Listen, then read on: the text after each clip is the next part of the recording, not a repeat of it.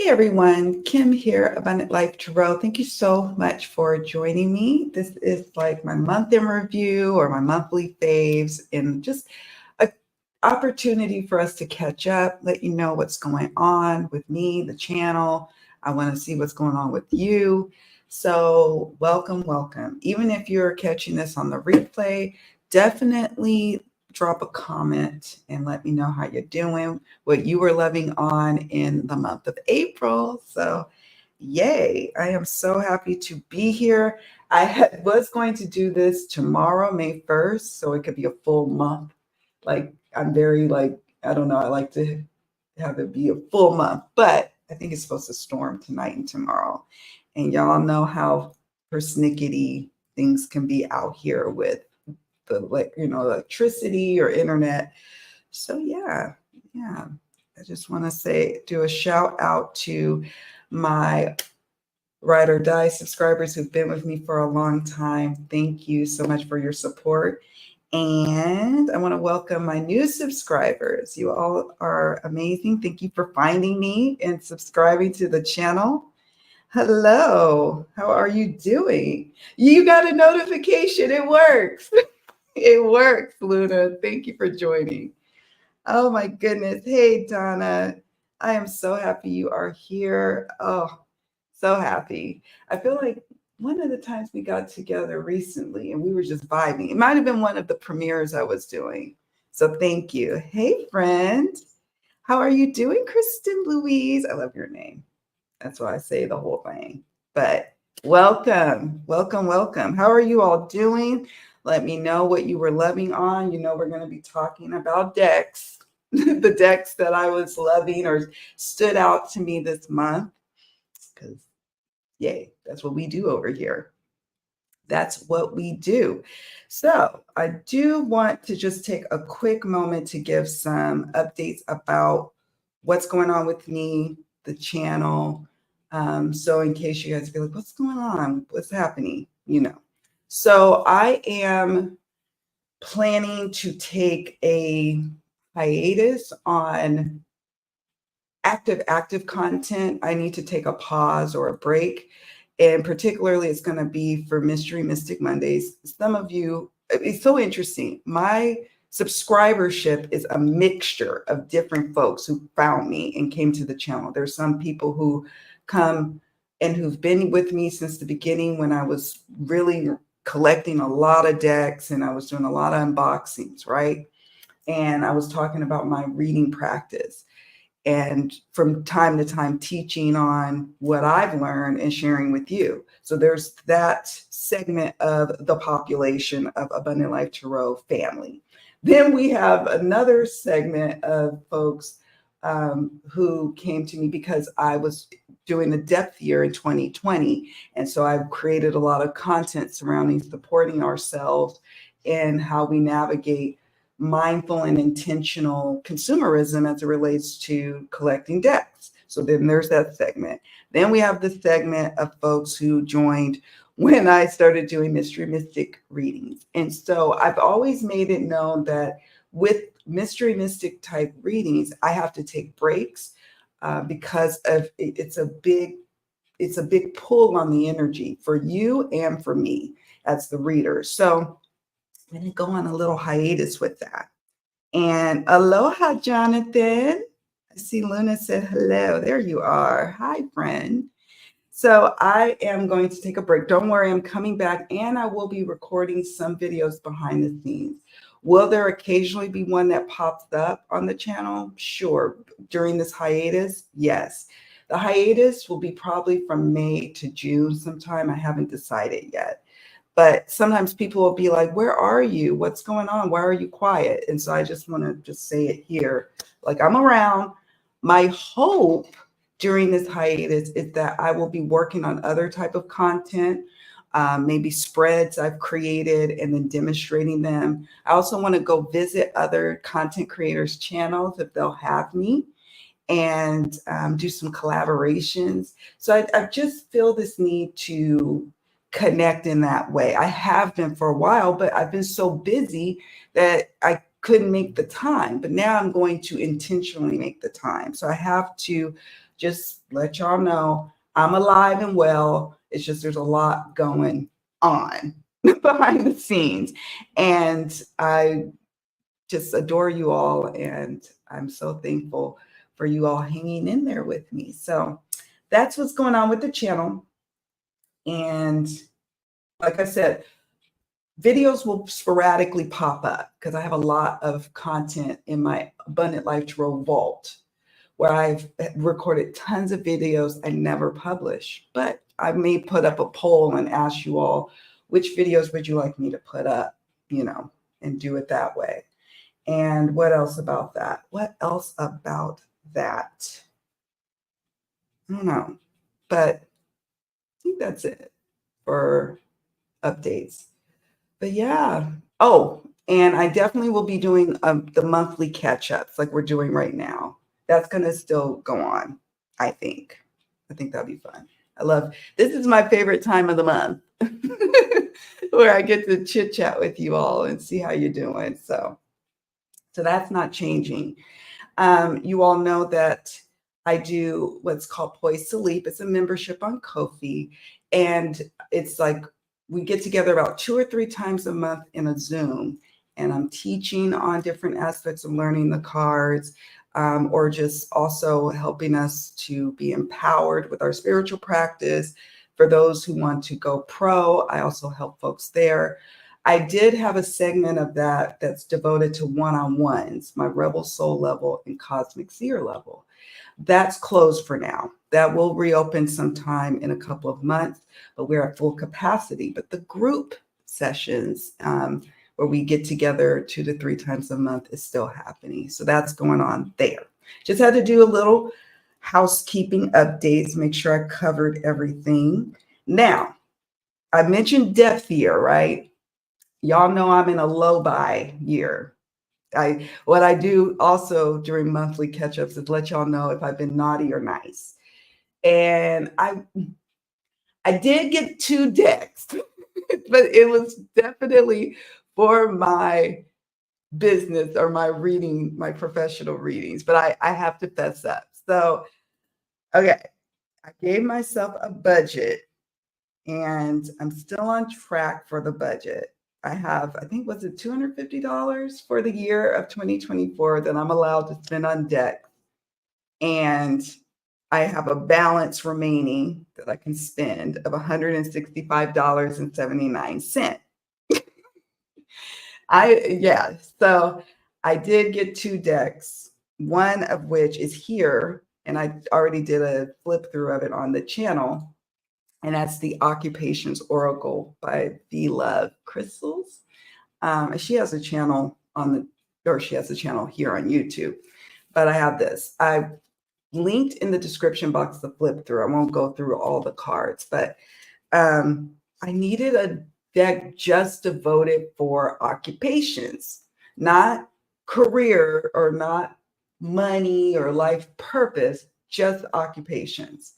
And so this fit the bill. I was going to make my own deck, but I decided not to. I don't have the energy or time. I'm revamping the Secrets Revealed True Crime Oracle, and that in and of itself is going to take some time. Let me find one of my favorite ones. So yeah, I just got this one off of Etsy and I'm happy about it. I've used it a few times. And yeah, it just fits the bill, like what I was looking for. And I have no regrets. I needed it for my clients, and that's what we're doing. Oh, I like the spiritualist one. So yeah, got that one. And if you want to see the full flip through along with some other decks I use for career type readings, I just published the video maybe last week. I can't remember. Anyways, check it out. It's in the description box, the link. Now, the other deck is the Food Fortunes deck. It's a tarot deck. It's 78 cards. And many of you have this deck.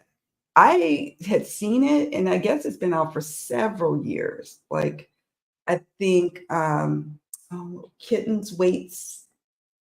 I forgot the last part of her name. But anyways, she had a video featuring this deck. I'm pretty sure it was her channel. Somebody had a video and it was like from 7 years ago. And the food fortune. So it's like, let me see if I can find it. But I got it. Or I ordered the last copy on Amazon from the publisher yet last week because I did a client reading and she wanted to know about food cravings that she may potentially have with her when she's pregnant or whatever. And I was like, what an interesting question. I have an oracle deck, the Food Healing Oracle. Let me show you. I have that one. But let's face it, not every craving is of healthy foods. It, I guess, should be, but it's not. And so I went on the hunt for different food decks, just specifically for food, like, and I found the Food Fortunes, and so I went ahead and bought it. But yeah, like this one is so cute. It is the Food Healing Oracle, the mini version. There's a big one, and then there's second helpings. I didn't get that one. I don't know if I'm going to yet. We'll see. Here's little backs. I love the size of it. But it's all healthy. And I do like that. I love having a healthy food option, but I also wanted something like with French fries. Here's sweet potato comfort. And I do offer like trying to conceive readings, but like from a how do I say this? Metaphysical approach to aligning yourself to getting ready to start a family, those type of readings. And then I also do well-being readings. And so sometimes part of our well-being is we really just need a bowl of chili on a rainy day as comfort food. Is it necessarily healthy? Depends on how you look at it. So I wanted to have a deck that would encompass all the different types of foods. This is the healthy stuff, but sometimes we need a bowl of ice cream. I'm just saying. Sometimes. That's just my opinion. You know what I'm saying? You know? So I got two decks. So that's why now my balance has dropped down to 165 bucks and 79 cents.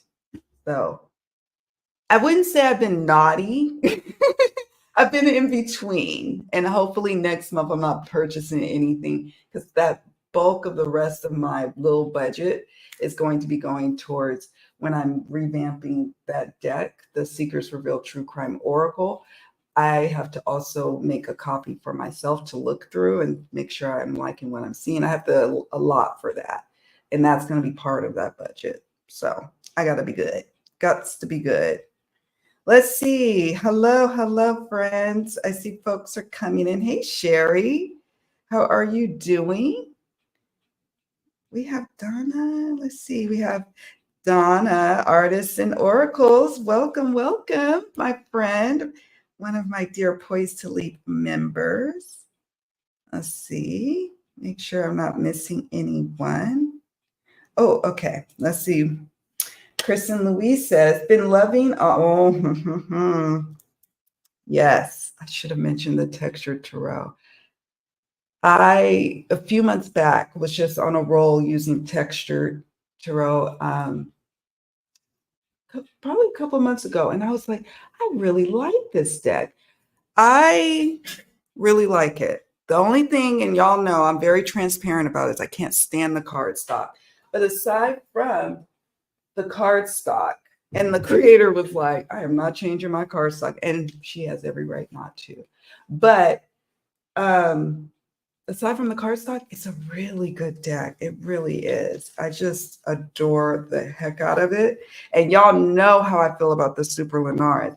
Now, the other night, I was on Etsy eyeballing, thinking about getting a second copy of the Super Lunaris because look at this. I put light seers down for several months. I intentionally said it's time to use some other decks, Kim. You have tons. So then look what I did to my Super Lunaris. Look at this. It needs a new version to come in. This is, but it still works. It's still doing the job. I used it in client readings, so there's that. But it's a mess. It's a mess. Some people would probably talk a lot of shit about me. Hopefully, it didn't cut me out. Talk a lot of mess about how I beat up on my deck, because word on the curb is I'm a little rough on my deck. But here's the texture tarot.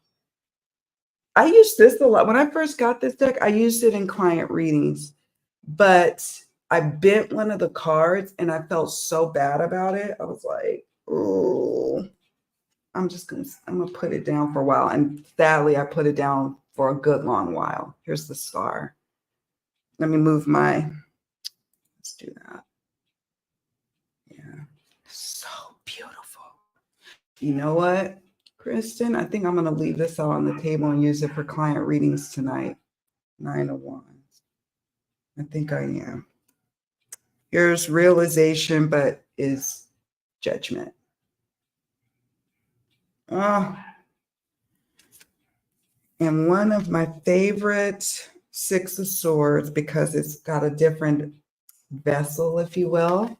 It's got a hot air balloon, which I would never get in, ever. When I hear about hot air balloon accidents, I am like, OMG.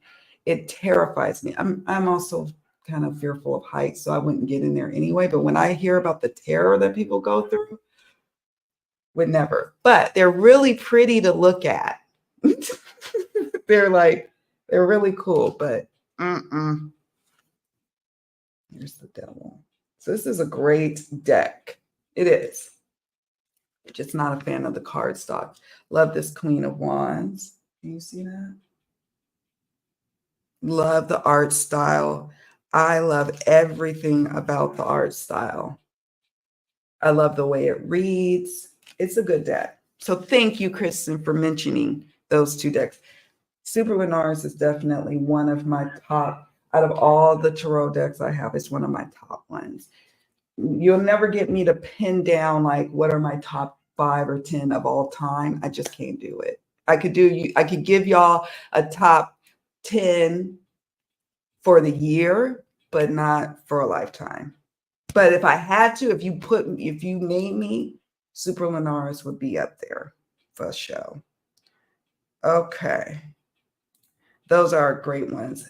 I agree. Thank you, Jonathan, for being here. Okay. Oh, I've just been using Earthcraft Oracle and my Trip and Wait Stars Edition Tarot. How magical. I feel like, hold on. I feel like every time you all mention one, I feel like I should honor that. I have this one. My friend, when she came to visit me from the States to the DR, and she went on my wish list and she saw this and she got it for me and brought it down with her in her suitcase, among other things. She brought us so many things from the States, including a hot meal. She was flying from Texas to the DR, which is a terribly long way, but she somehow was able to bring this amazing meal from a restaurant that she likes. And it was still good. We just popped it in the microwave. But she also brought me a deck. So I was like, okay. There's a little guy. It's a Hay House deck. Let me take this off. Here's the card backs. I need to use this one more too. I think I might incorporate it into my wellness, well-being readings. Yeah.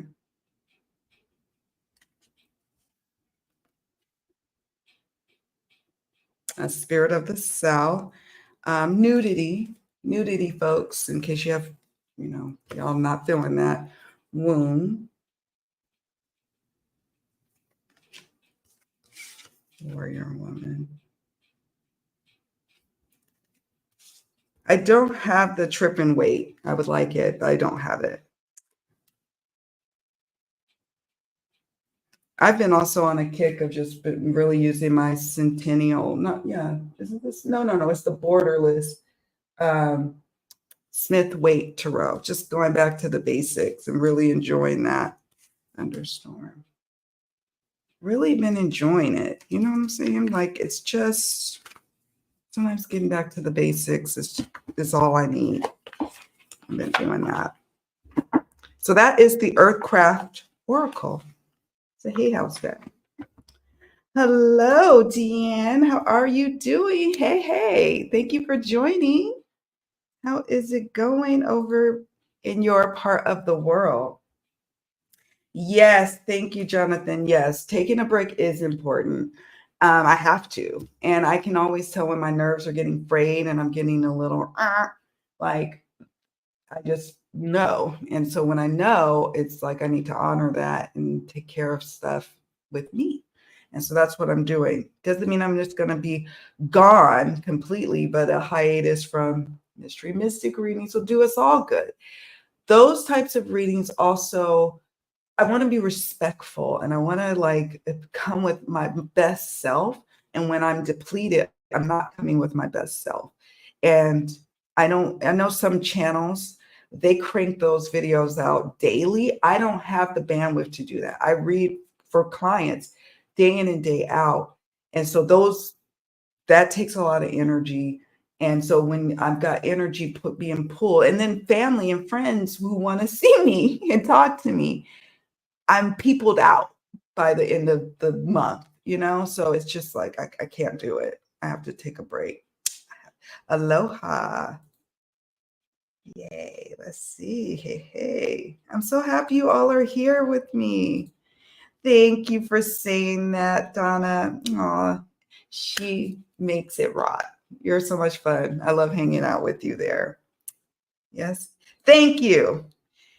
I was like, it's driving me crazy. I'm like, of course, Tarot. I like duh. But Kittens Wait in Tarot. She has a lovely channel.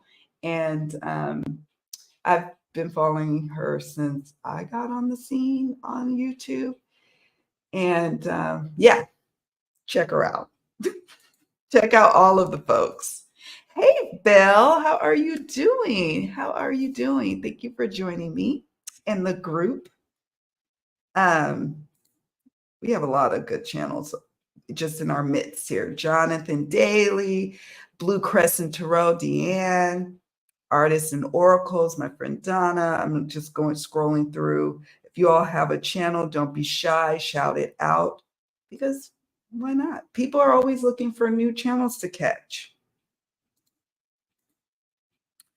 The Food Oracle has been in my wish list on Etsy. Yes. And I'm tempted to get the second helpings and then combine them because they have a mini second helpings deck. But we'll see. So far, this has worked just fine. It's like I like to also like pull a card for like, well, and I always say with the caveat, like if you have a food allergy, don't take the recommendation. But what's cool about the deck, like for example, asparagus has the keyword transformation on it. So you could say, you know, your power food, you know, is asparagus. And it, you know, you could talk about transformation.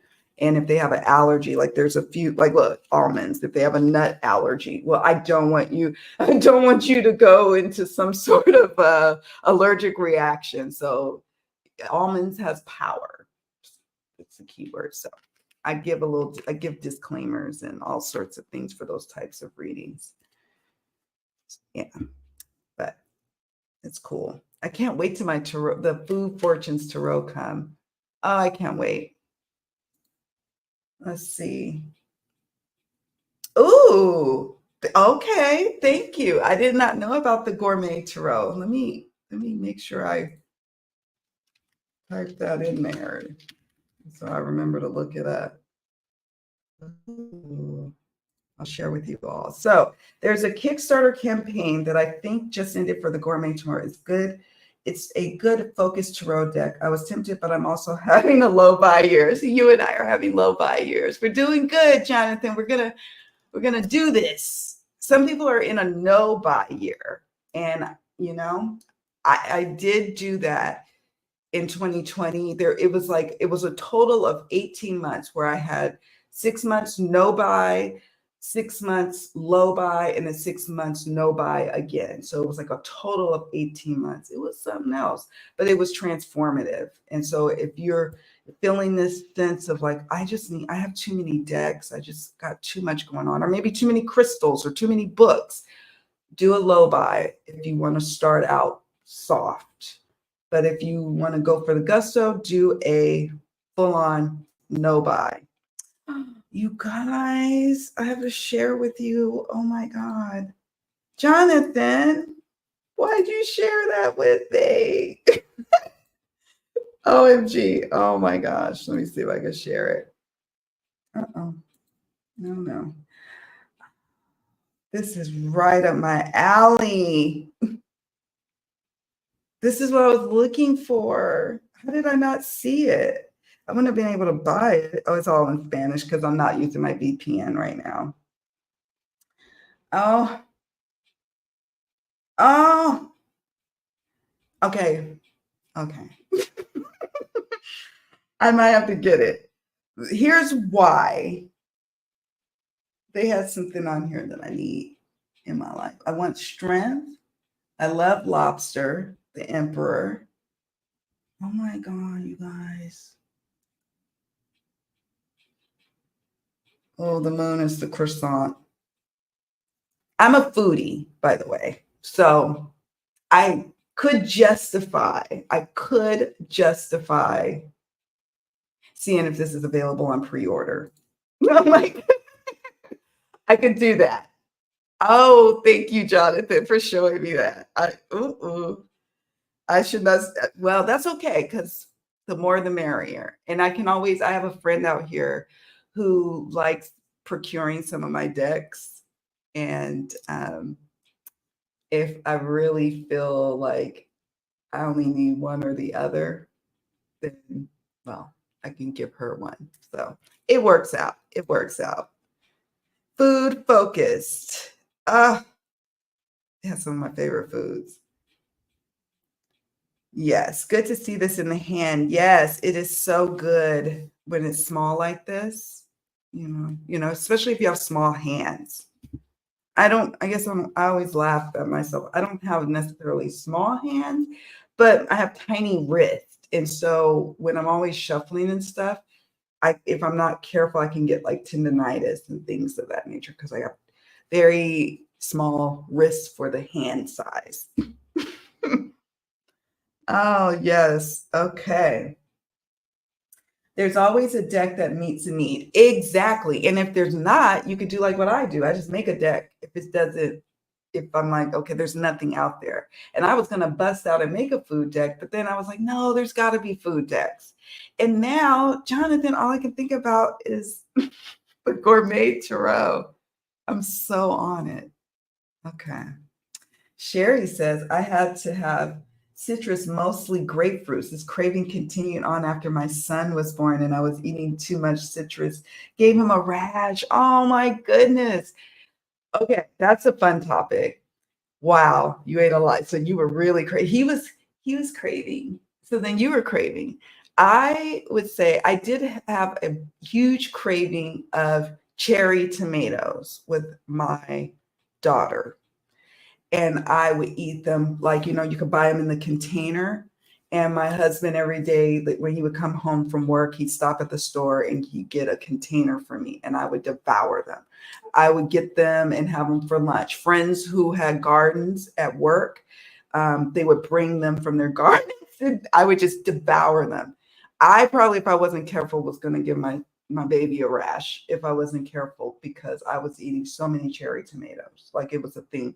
And then once I had her, the cravings kind of died down. Do I still like cherry tomatoes? Sure, but not like I was. It was crazy. Each child, I had a different craving. My son, I had a craving of hot wings. And I worked at a company that had a cafeteria on site.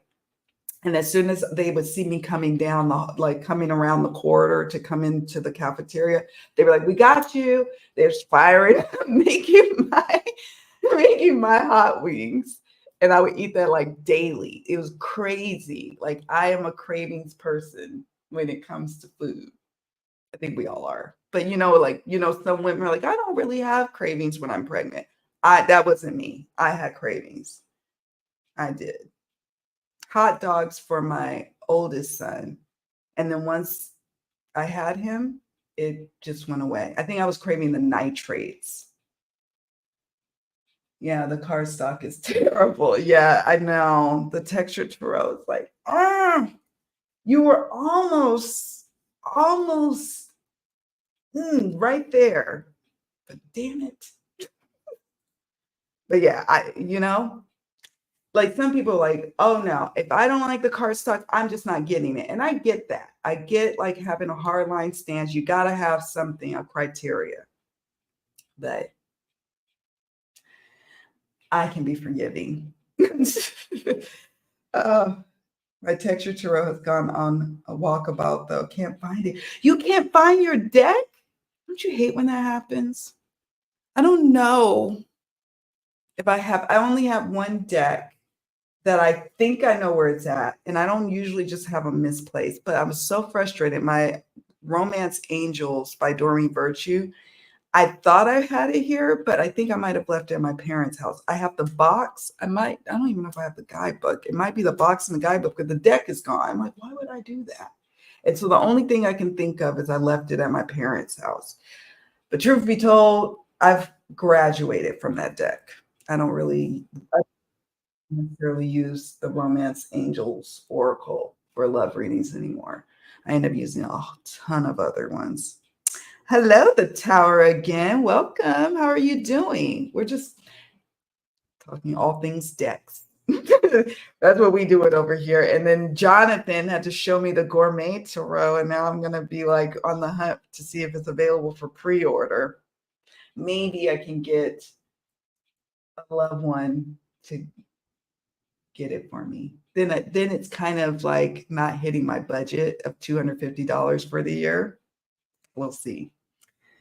Oh, I'm so happy you're doing good. I'm so happy you're here. It just makes me so filled with joy to be able to just have a time where we just get together, right?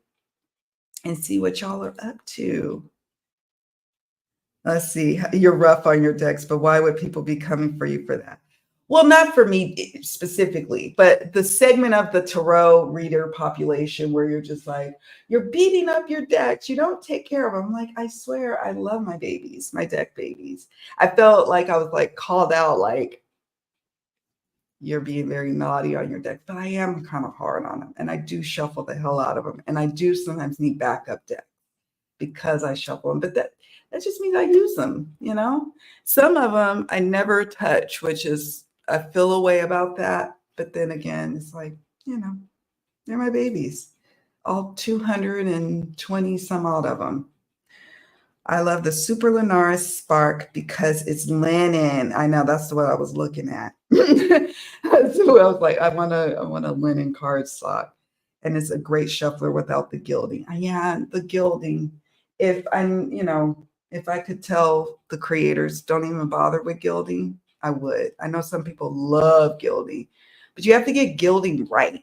Like you can't skimp out on gilding because it's just gonna, and I'm not saying Super Lunaris did, it's just really hard to get gilding right. There's only like 2 decks I have in my collection that got it right and it's intact, and you shuffle and shuffle and shuffle. It still has a little shine, but most of it is just, I don't know. I feel like it degrades the cards overall if you're working with them all the time. My personal opinion. Do I like Los Scarabeo? Yeah, I do. I do. Like, yes. I have a video devoted to the Los Scarabeo decks that I had in my collection. Now, some of them have passed on. I've sold them or gave them away. But for example, I have the Ferenc Pinter Tarot. This is Los Scarabeo. I'm just grabbing something like off the shelf. I have the sensual Wiccan Tarot. What else? Yes, to answer your question, I do. I do. I do. I really like this deck too. It's another one I really appreciate. So when I first got into tarot and I'm like looking around for decks that are not just Rider-Waite-Smith, naturally I went and looked at Llewellyn and I looked at Los Scarabeo and all, so I do. What do you think about Los Scarabeo?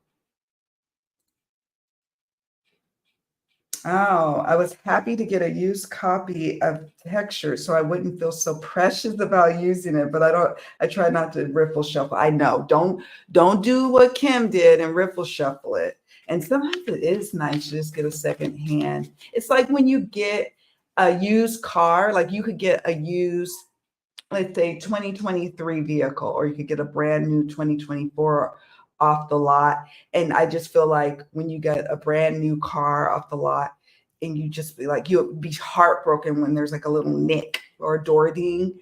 Whereas if it was used, you might not, it might be a little precious, but you'd be like, oh, you know. So I feel like it's the same with nice indie decks. Oh, I just love this deck. But do not riffle shuffle it because you're going to bend the card like I did. I tried just shuffling like a few small sections and that worked for a while. But sometimes when you get it going, you're going to bend a card and it's like cardboard. That's the problem. But I think the creator was like, it's good for the environment, the cardboardish. And so I have to respect it.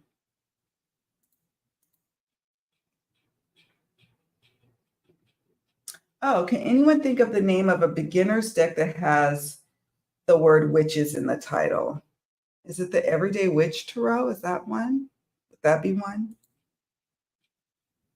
I don't have the Super Linares. It's such a great deck. And it has, I think the copy I was looking at, that might be the Spark Linen edition. It's like $30 on Etsy. I really like it. I really, really do. Hey, Joe, long time. Joe from London, UK here. Okay, thank you for joining all the way from London. We're an international family over here. Welcome. It's so good to see you. I love that. Me too. The Crafters Oracle. Whenever I talk to my friend and she's like, she doesn't really get readings. Like we've known each other since we were in 7th grade, like when we were 12. And so we've known each other pretty much our whole lives. So when I got into reading, she was like, okay, that's interesting. But when she got this deck, it became the deck that I do readings for her with. So it's like my deck, this is what I use for my readings for her. And she's kind of opened up to what readings are all about. Yes. Food and decks. Yes. What a good friend. Definitely. I miss my friends. It is a great springtime deck. It just gives that vibe. And it's that time of year, right? For us in the Northern Hemisphere. Okay, tripping weight. Let's see. I am so behind. Yes. The Tarot of the Witches. That's right. The James Bond, aka the James Bond Tarot. That's the one I know of. Hi. Oh my goodness. It has been a long time. Thank you for joining. I know, gosh, yeah, you've been a support to the channel, and our private Facebook group for a very long time, for the Abundant Life Tarot group on Facebook. And I'm happy you are here. Thank you for being here, right? Let's see. I remember thinking it wasn't a very appealing name for the deck, but I'm pretty sure each card has its meaning on it.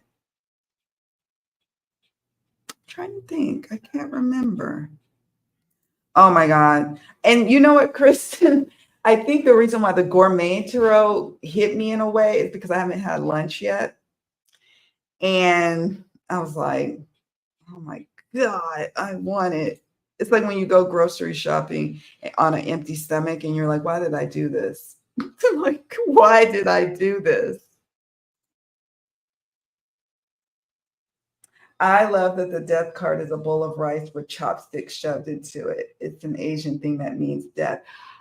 Now, thank you for that. I wouldn't have known that, but yeah, you're gonna have to share more about that because now I want that deck.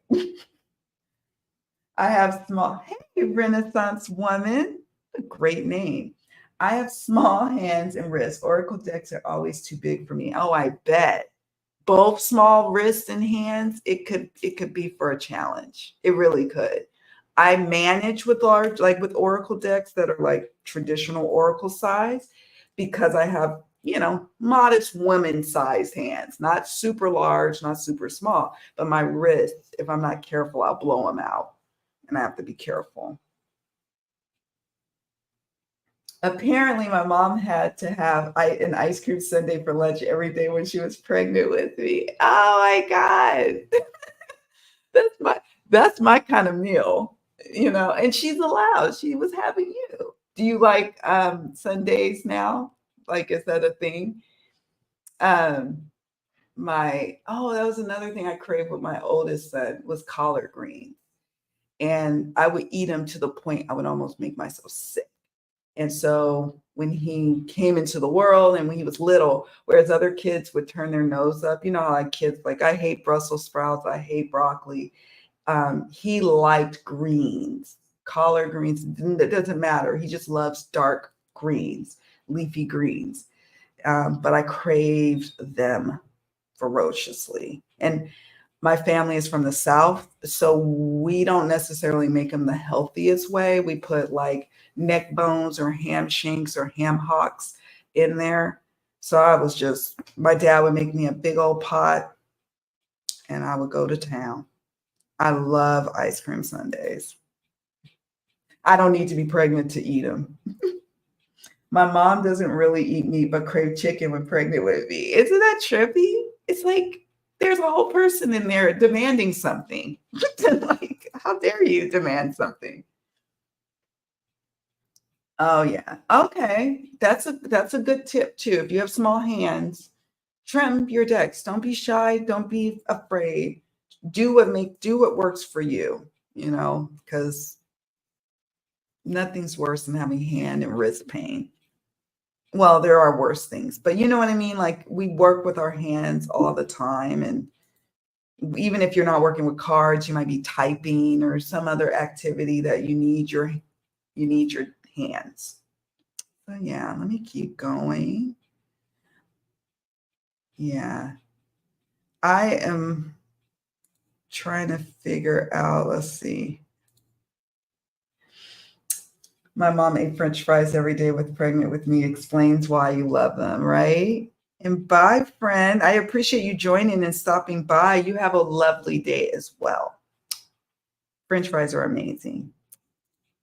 Only second time this has happened to me. First was that Soul Oracle when a bunch of people were converting the two versions into a tarot deck. Guess it didn't want that done to it. Oh, okay. All right. All right. Hey, Debbie, I'm happy you are here. Welcome.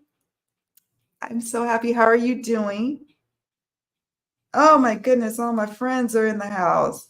Hello, IGD. You're a beautiful person. How are you? Yeah.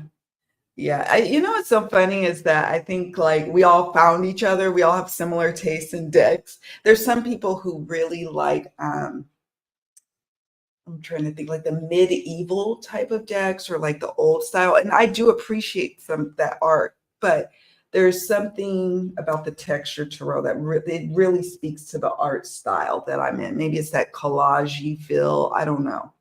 Um, I don't know. Oh, look at that. Look at the Eight of Swords. It's kind of brutal. Look at her legs. So I like a more contemporary style, I guess you could say, if I'm working with the deck every single day. Yeah. Texture Tarot. Yes. Oh, so yeah. And to that end, I do need to share with you all my decks because that kind of ties in to what my favorites were this month was decks that I use for myself, readings for myself, and the decks that I read with for others. So right on. I agree. I agree. Donna says, I never knew about the chopsticks and rice thing until I was at a Chinese restaurant and I stuck my chopsticks in my dish because I didn't want to put them on the table. Interesting. The waitress came running over to tell me not to do that. It was very embarrassing. Oh my God, I would have done it too. Oh my God, Donna, thank you. I would have done it too. Oh, shoot. Sherry, are you thinking of the Young Witches Tarot? They have little poems on each card that explains the card meaning. Angie D says, my mom craved sardines when she was pregnant for me and ice cream during her pregnancy with my sister. And so, yeah, each pregnancy can bring about different cravings. And oh my God, I used to eat sardines and crackers and like, saltine crackers. I haven't did that in a long time. I could use some sardines right now. Like, I don't know what, like, thank you. Like, I want some sardines. Okay. The name was a little more sinister sounding. Oh, Legend of the Sleepy Hollow Tarot. Yes. Okay, friends. I think I've gone through all of the decks. So now let me share with you the decks I was loving on. We're going to start with Oracle and let's get into it. So the first one, where are you? Let's go with this one. I talked about this one a few times on the channel, and it is the Healers of the Earth Oracle. Now, I think the box now, when I went to Etsy to check to see if it's still available, as I try to be careful about sharing decks that are no longer in print. Sometimes it can't be helped. If it's a favorite deck, it's a favorite deck. But it is available, and it's got a small box. Yeah, it's got a small box, which I'm like, oh, that's nice. But I have the one with this one. It's the Healers of the Earth. It says 73 divination cards and guidebook. And it is tarot size. So when I got this, it can't. Oh, let me show you. Got a little ribbon. Can you open? Come on. Like a drawer. It's been sitting on my, it's not weathering well because it's so humid out here. But it's like a drawer. And it came with a great little guidebook and a bag, which I love. Came with all the goodies. And then it's tarot size. And each of the backs, it's like reversible. And it has different, I guess you could call it suits, but it says empathy and relationships. Okay. So empathy and relationships, so that's on the back. And then spiritual hygiene. Okay, so spiritual hygiene, let me show you this. It says unretrieved soul, that's the key word. Lost self, lack of grounding, out of body. Can you see that? And let me take this banner off. Put this one up. Okay, thank you for liking the video. I'll forget to mention it too, for sure. So I love that. Unretrieved soul. I like a deck that has also little miniature keywords below it or a key phrase. Now, can I read a deck without a keyword? Of course I can. But I like it. I'm a word person, as y'all probably know. So I love that. Unretrieved soul. It has personal physical. It's like another suit. I haven't read or used the suit since having this deck. I've had it for a few years now, but it has a system. We have the clock is ticking, time to act, preventable loss, a deadline. It's kind of whimsy and dreamy. Colette Baron Reed has the Wisdom of the Oracle, and I like the art style. I think it's Jenna de la Gertel. Can never pronounce her last name, the artist. And I liked it, but every time I read with the deck, it wasn't giving me like readings that resonated, and so it just didn't work. But I like the art style. I like the Wisdom of the Oracle, how it had a chunky guidebook with reverse meanings. It was doing everything right, but the readings felt off to me. I don't know why. But then I saw this deck and it kind of has that dreamy, kind of whimsical style. And it's tarot size. And it has gilding, which has held up. It's one of the few that has held up. Silver gilding. And it worked for me. We have here spiritual hygiene, caught in her web, manipulation, drama, intrigue. And I liked some of the meanings to this card. Let's see. Radio toxic, toxic environment, emotional vampires. This is personal, emotional.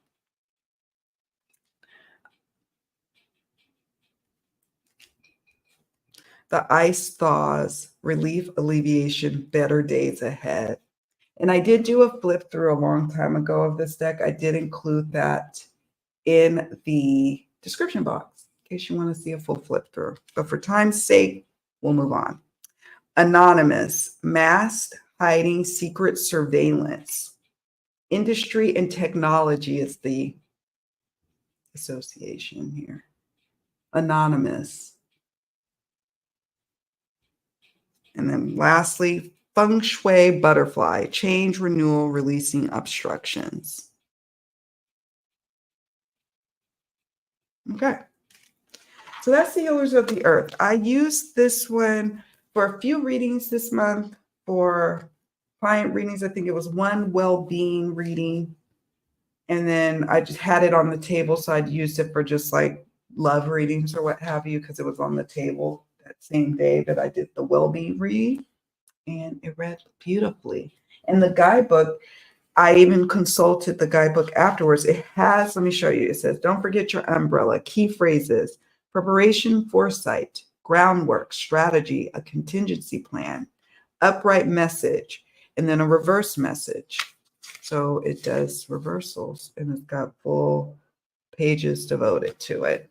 So good stuff with that one. That is the Healers of the Earth Oracle. It is still available on Etsy. Next up is the Sacred Creators Oracle. Sacred Creators Oracle. And I have both the indie version and the mass market. Here's the indie. I remember when I first got this deck. And I think it was one of my first indie Oracle decks that I got. And I just loved it and loved it and loved it. But I babied it. We talked about that earlier. And I babied it and didn't use this to like all the time. But then I got the mass market and I use it all the time. I pulled 3 cards for myself.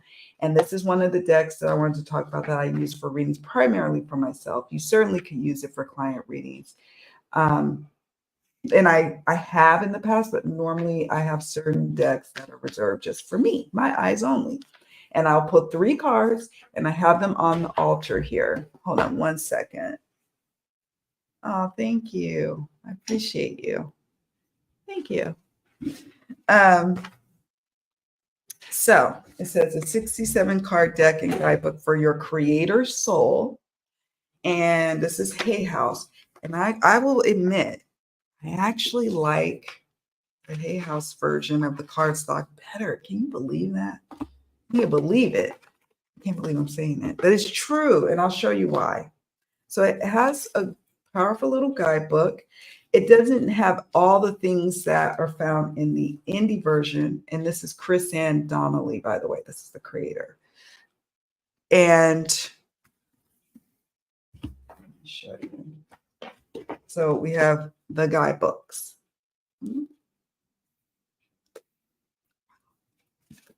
But it still packs the information that's needed.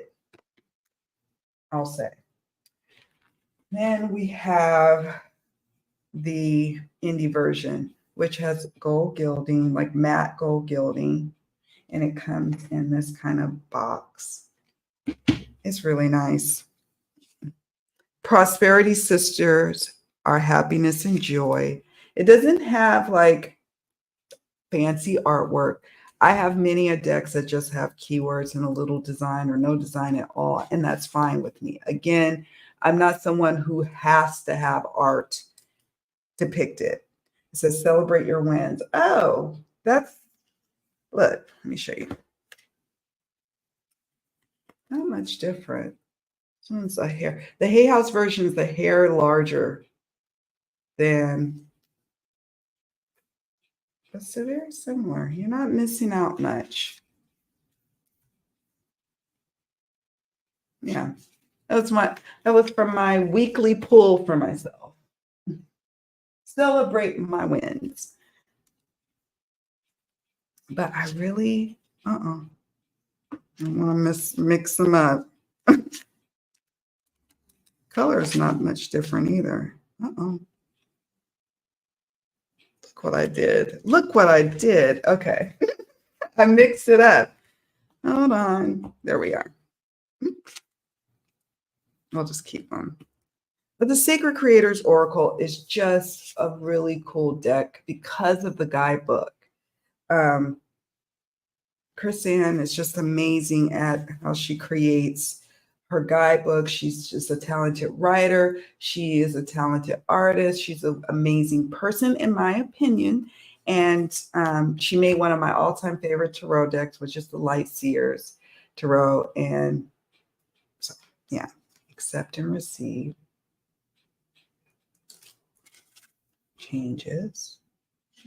It's just such a sweet deck. You are epic. In balance. So let's do this. Let's pull a card for us, shall we, from this deck. And the reason why I like this deck and shuffling is because the cardstock is really nice on the indie version. It's almost too nice. It's very difficult to shuffle, to ripple, or to, dang dog barked and startled me. It's almost too nice. Let's pull a card and we're going to look at the guidebook. We got stop, drop, and ground. Okay. It's a lot going on. My daughter's playing the piano. The dog was barking. There's construction outside. There's just a lot of simulation. 31. Let's read it, shall we? Stop, drop, and ground. Essential meanings. Mindful presence. Finding joy. Blending hobby and duty. A pause in the day. Connections with friends and family. That's what we're doing. Exercise and self-care. God, this card, I need it. Nutrition, gifting yourself unconditional love. The self-care message, which could also be like the shadow message. We have feeling undeserving of joy, learning to accept your past, releasing limiting beliefs, a need to spend time with people you love, taking notice when you're in overdrive, feeling overwhelmed, a need to relax. And I'll just read a little excerpt from the main text. It says, how long has it been since you gave yourself a moment to pause, just for the joy of it? If you have been caught up in the hustle or feeling anxious or stressed about the future, it's time for a pause, full stop. It's time to ground yourself with self-love. Drop onto your yoga mat, drop in on movie night with family, or drop into laughter with your besties. Seriously, your soul is asking for this. And then she kind of, I guess it's like journal prompts. It says, when was the last time you laughed till you cried? I love laughing till I cry. Maybe it's time to schedule a lunch date with a good friend. When you stop, drop, and ground, what do you notice? Have you been so caught up in the details of what you're doing that you've forgotten your joy? I feel like this is speaking right to me. I don't know about y'all, but I feel like this is speaking right to me. Let me see what you all are saying. So far, and then I have one more to show you. I won't do a full flip through of the next one. It's an oracle-y kind of deck. It's not officially an oracle deck, but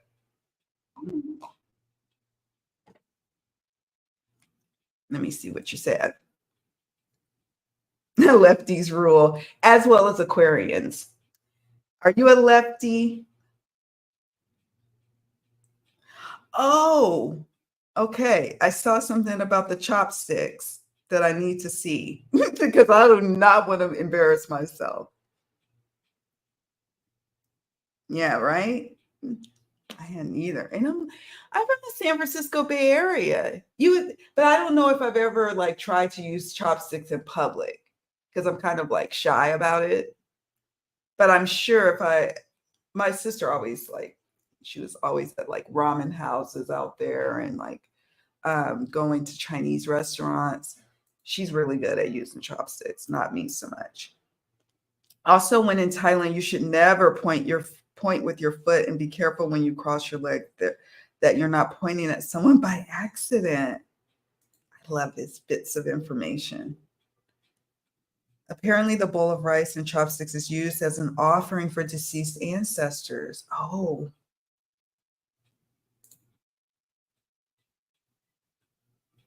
let's see. When you have the first edition and the smaller deck is the second edition with I think 10 more cards. Interesting. I didn't know that.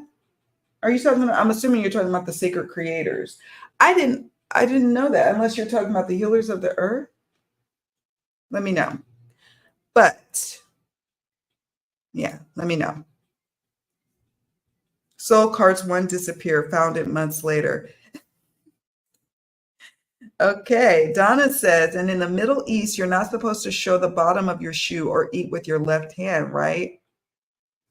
That would be hard for me. I'm left-handed. Oh, Jonathan, tell me. You got the tea. Of course, if you want to save the tea for just a little private chat, we could make that happen.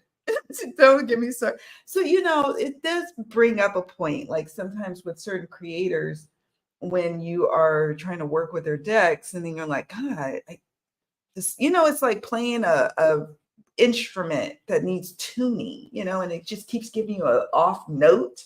That's the feeling I feel when I work with decks that I'm just not vibing with. And I didn't know if it was like the creator or what it is, but I want the tea. Let's see. I only have the mass market version, but I love all of Chris Ann's decks. I do too. The only one I don't have of hers is the creatures one. Why can't I think of it? The creatures one. The one with like the animal face and then the human body. But I think that's more just a me thing. Like I have a thing about animal faces or animal bodies, like mixing the two. Like, I don't know. Like, question. Do you have a deck you only use for yourself? I do. So one of them, as I mentioned, just the one I talked about, the Sacred Creators. Um, Dreams of Gaia Tarot is another one I typically only use for myself. Hold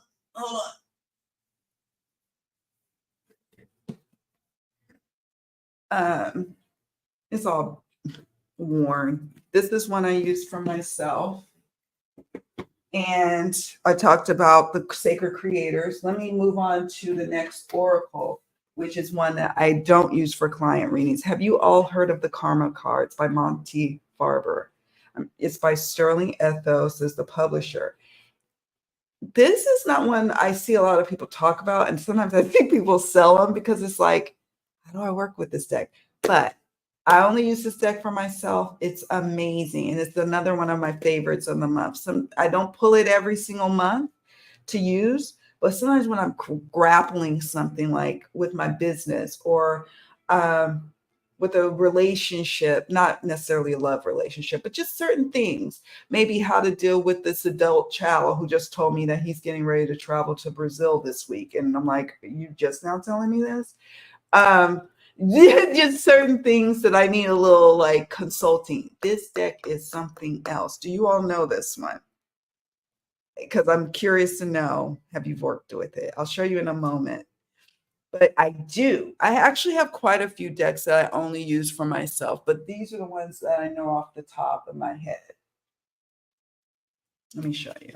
So this is the next Oracle deck I wanted to talk about with you all because it's so cool. I used it the other day and I was like, what was I using it on? What's the question? Maybe we'll pose a question for it. But my God, did it bring the goods?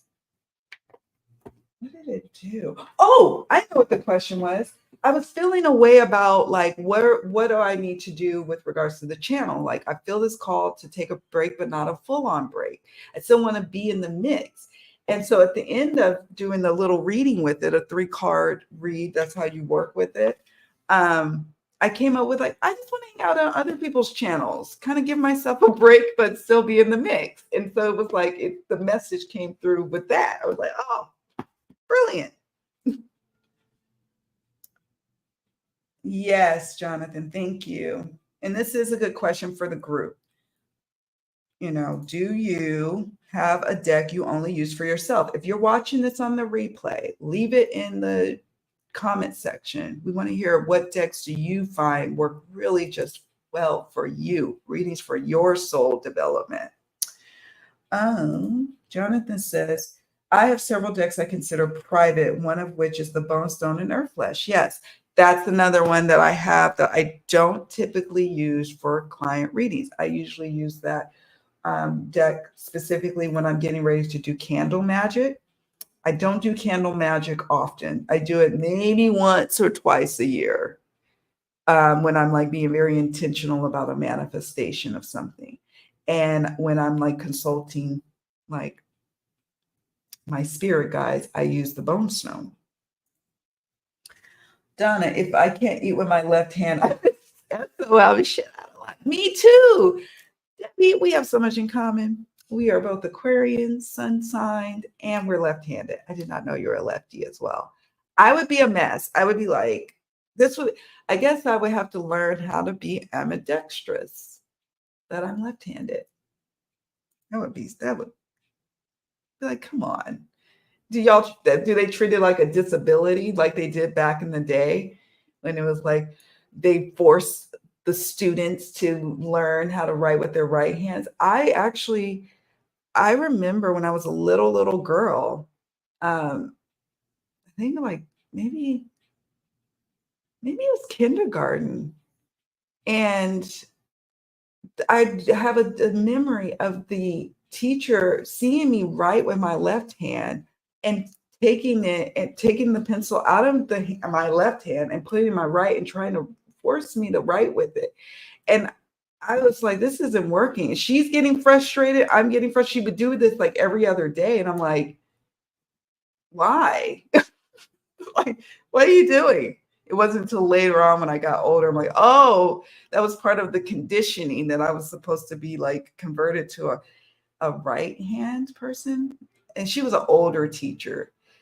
Some of the younger teachers, as I got older, wasn't trying all that. It was kind of crazy.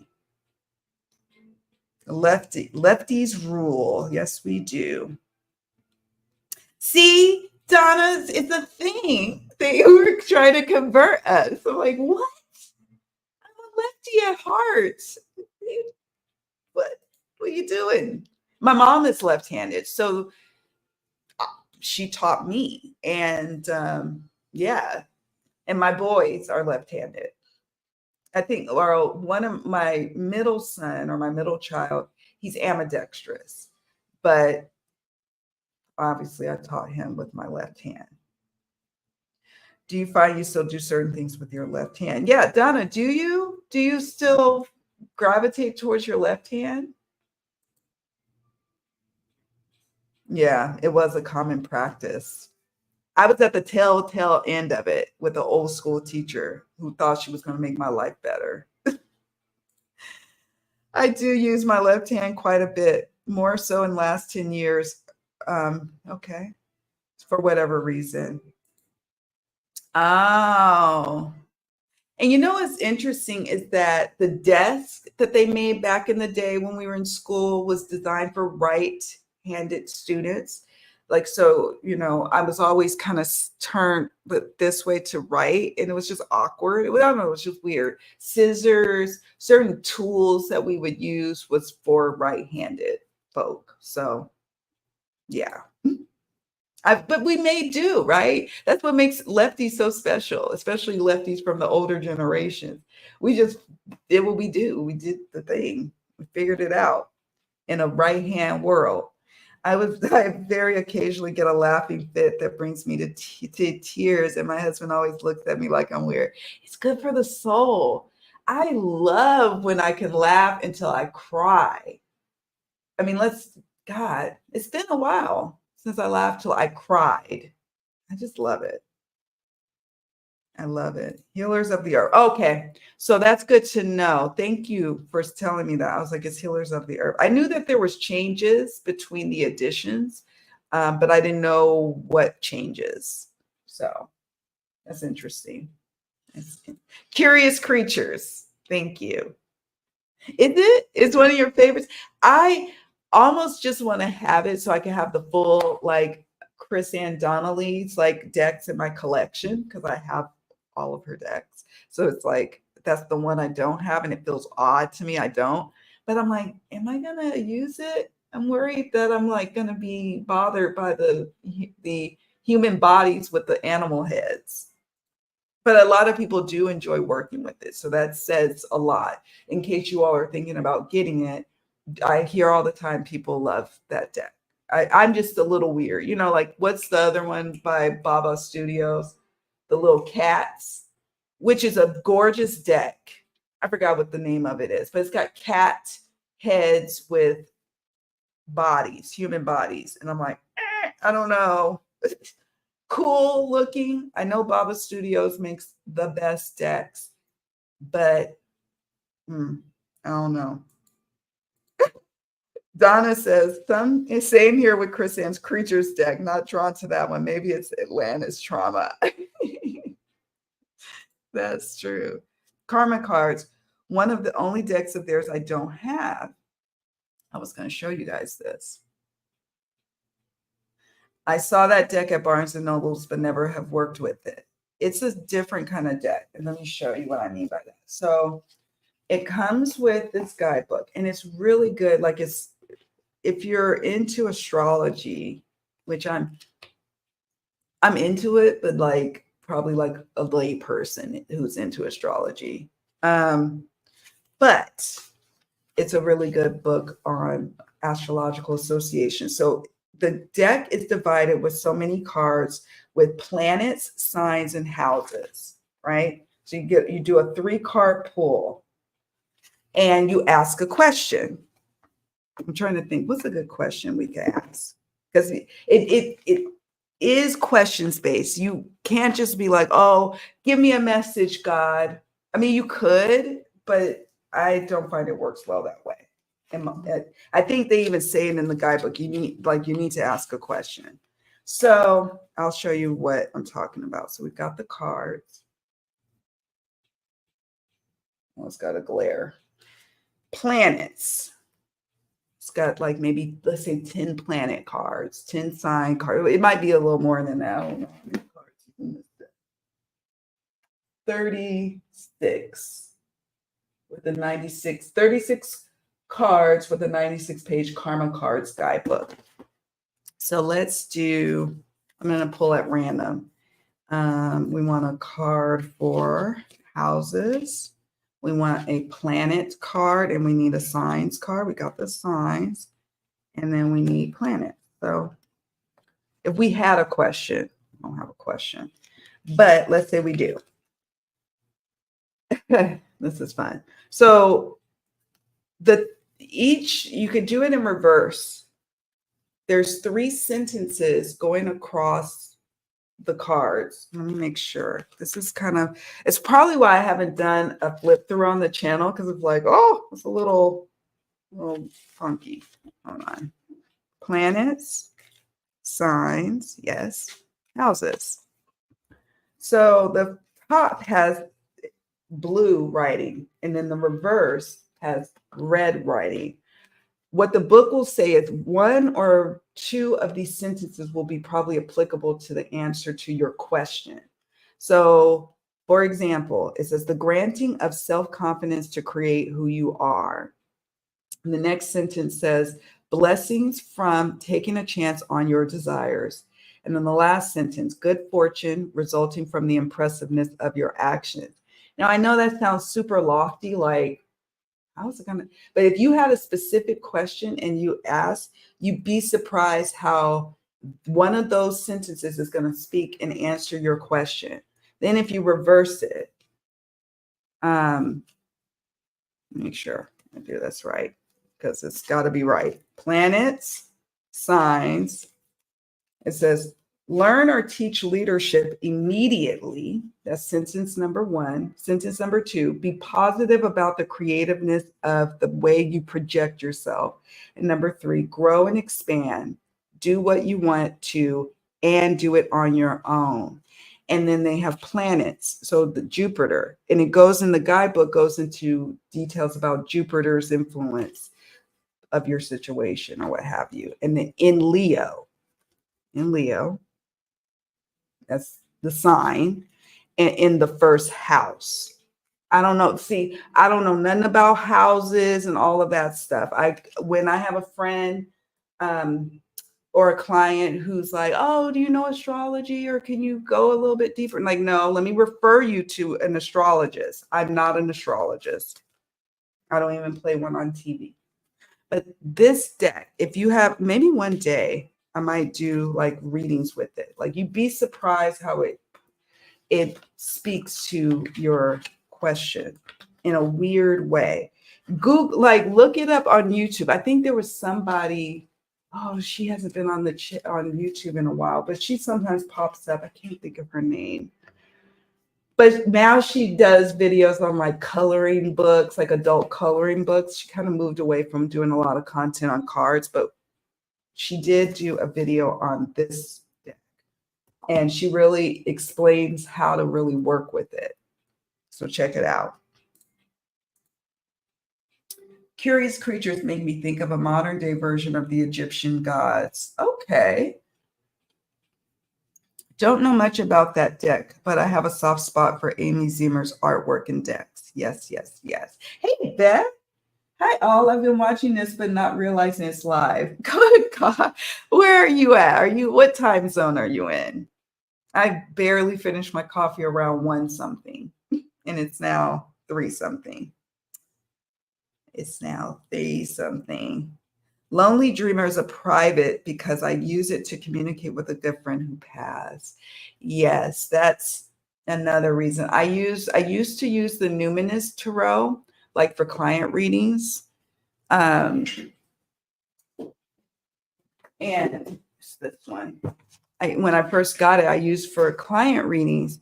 And then I had a friend who would sometimes at work, dear friend of mine, who would ask for readings, and he loved this deck. I brought it in one day to the office, and I was playing around with it, and I did readings for him. When he passed away, I end up just using this for when I want to communicate with him. Me and him had a promise to each other that if one of us passed, so weird. I have the most like astounding relationships with my former colleagues, but we were really close. And we promised each other that we would try to communicate with each other from the other side. And the Fool card jumped from, oh, there it is. When I asked, how is he doing when he had recently passed? It had been a month. And I just wanted to know, like, is he okay? And I remember pulled this deck out because this is the one I used to do readings for him. And the Fool card, can you see that? I don't know if I can show it. Let me move this. It's the person leaping. There's the rainbow and the person leaping into the water, the unknown, the clouds. And it gave me such peace. And I was like, okay, you're doing good. You're okay. Oh, I get chills. Every time I think about him. It was very tragic the way he passed. he was hurting emotionally. He was drinking a lot, and then his lip, like his organs, started to shut down. And he was 44. I'm 44 now, and it just was really hard. That was a really hard passing. We were so close. Woo! Oh yeah. So yeah, there are decks that are just for us. I don't do many readings for others, but there would be definitely be some in my collection that I would keep only for me, for sure. It's just nice to have just for you decks. I suppose that could be a video, just for me decks. Marielle would be another good one in Tarot of the Cid. Yes, I don't have that one, the second one. I have the Marielle though, and I agree. I don't know if I would. I guess I could use it. Somebody asked, I suppose I could use the Marielle, but it just feels like it's one of those ones where I do the reading, I meditate with it, I journal about what came up. It's that kind of deck. I think that's the same with like the Dreams of Gaia for me. Yes, yes. Okay, Luna. I'll be here. Oh, yep, yep. That's it. And I think I don't know if I ever told my mom. She actually had that happen to her where they kept trying to, for sure, convert her from being left-handed. And finally, I guess they just stopped because my mom can be very like, she's a Gemini. And well, anyway, she wasn't having none of it. So they did try to convert her several times. It just didn't take. And I was just like, what are you doing? Like when the teacher kept on, because my mom wasn't doing that when she was teaching me how to write, because she's left-handed. So it's like, yeah. And it comes from a good place. Much of what we do to our children and the students we have, it really comes from a genuine place, but can also be kind of traumatizing. um, the word left-handed comes from the Latin word sinistra, oh, which also is the root for the word sinister. That tells you everything right there. Oh my God, they thought we were little devils. Okay. Oh, the transparent tarot and transparent oracle. Very powerful reading. Check out Jonathan's channel because you do have flip throughs or like how you work with the transparent tarot and oracle decks. Really cool. I don't have it either. Ah, it's a sign, Donna. It's calling you, like the gourmet tarot is calling me. We do live in a right-hand world. Jinx, buy me a Coke. I love Dame Darcy's Witchy Cat Tarot. Interesting. I don't know if I've seen that. I know Dame Darcy, but I don't know if I've seen the Witchy Cat Tarot. I'll have to check it out. I learned as a teen to eat the European way with fork in left hand, knife in right. Yes. Loved it and have done it ever since. So you still do, so that you carry forward. And that's how I, as a lefty, with my fork, and then, like that. Angie D says, I use several decks for myself. Texture Tarot. If I want a slap in the face and wake up deck, I use Tarot of the Abyss. Okay, nice. I like to use This Might Hurt. Oh, I love This Might Hurt. That's another one I need to bust out again. Yeah, oh, This Might Hurt on readings with me and my pets, cats and dogs. Do you do pet readings? I took Emily's classes for all three decks, so I have a deep connection with them. They're amazing. They're an amazing deck creator, and they made each of the Cid cards by channeling with the Fae. How cool! How cool is that? You see how much we're learning over here from each other? Beth, let's see. I've been wanting to get a Dame Darcy deck, but can't decide. I know. I think I want the mermaid one. My husband is from the Netherlands, and so I started eating European so I would blend in during visits to Europe. How cool. Oh, I want to go to Europe. Interesting. I love Dame Darcy's mermaid deck, but didn't like the Queen Alice deck, so stopped buying her decks. Interesting. I love how you say something and you do like this, Jonathan. Like, I love that. Okay. And see, it's like more tea. Like, hmm, what tea do you have today? Hmm. All right, let's see. I was also taught as a teenager to eat with my left hand and how to hold a knife fork properly. I was living with an aristocrat family at the time, and I still eat with left hand. Okay. Oh, it makes me feel special. I just did that naturally. Didn't know no better. Okay. Yeah.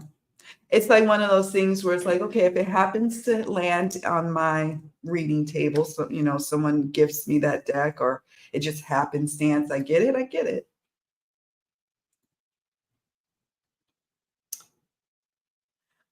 Oh, so sometimes when burgers are really large, I'm a burger fan, by the way. I have to end up using a knife and fork because I don't want to look like a fool trying to wrap my hands and mouth around it. So there's that. In California, where I'm from, there's a burger joint called Squeezed In, and they're like known for like making these ginormous burgers and cheese like melted, like, and they like kind of not burn the cheese, but like kind of like it's like crispy, and it's huge. It's you could try to eat it like this, but it would be a mess. It's really really good. It'd be a mess though. It's called Squeezed In. That's the name of the burger joint. It is. Yes, you're welcome. Oh, Jonathan's in another island land in Hawaii. So it's only 9:16 there. How trippy. Look, we're like, it's 3 something here. So Beth is 2:16. Oh, okay. You're not far behind. Getting your coffee on. Oh, I know. It tripped me out. His name was Albert, my friend, and um, oh, I did a reading for him, and I didn't want to. And it was when I was kind of fresh doing readings for people and not really knowing, like when I'm not feeling it, just say no. But he wanted me to, and he was like, "I just need a reading." So I did a reading, and all of the cards were like negative, if you will. I don't like to call cards negative. It was like the 10 of swords, the 3 of swords, death, like tower. It was like, and he was like, he looked at them. He wasn't like a reader. He just like getting reading. And he was like, that's not good, huh? And I was like, it's this or that. There's this or that. Oh, oh, thank you. I'm still, yeah, I'm good. No, I'm good. There's what? Oh, hold on, you guys. Yes, you're interrupting. No, I don't. I'm not that. I'm not like that. You don't want this? No, I'm good.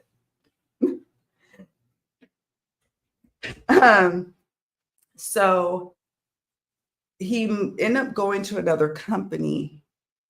Sure, he was asking a reading about love, and then also should he make this jump to this other company, to leave the company we both worked at together. And all these cards came up, and I was like, well, I don't know. And so he was gone from our company, and we all worked together for at least 12 years at that point.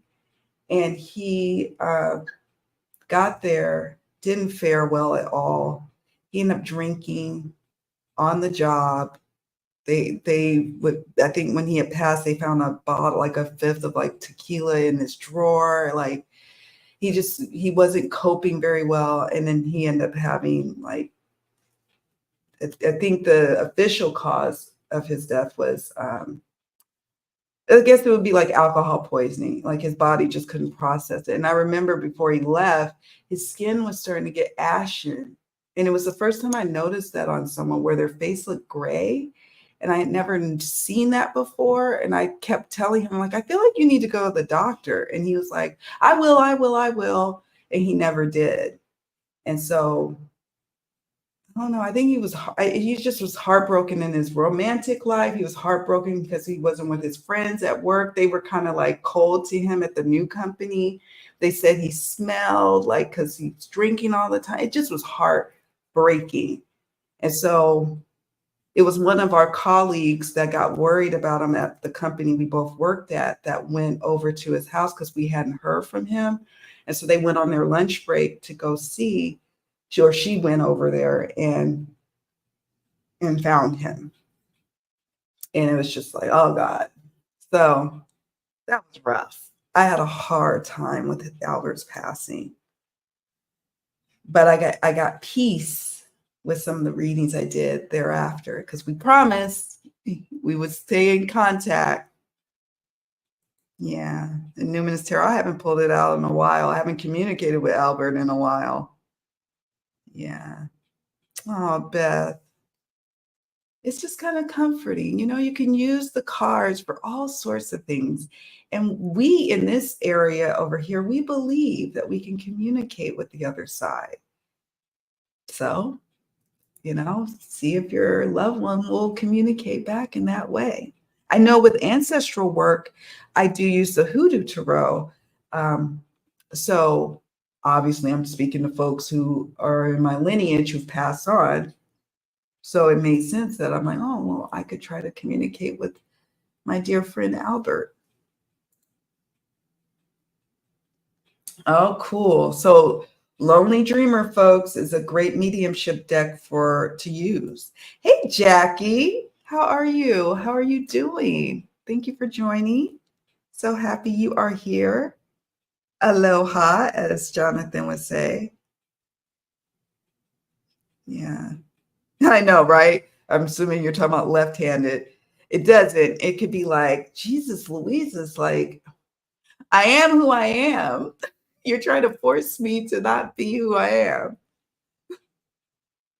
That's the left-handed thing.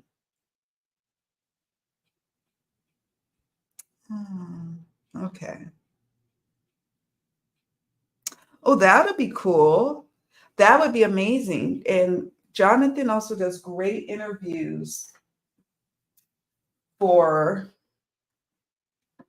his channel. And he has content, like not content. Well, yeah, he has content creators too, but he has deck creators.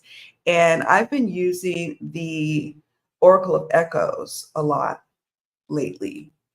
So I would definitely be tuning in. You're back. We're here. Like we didn't get very far. I'm glad you had a wonderful walk.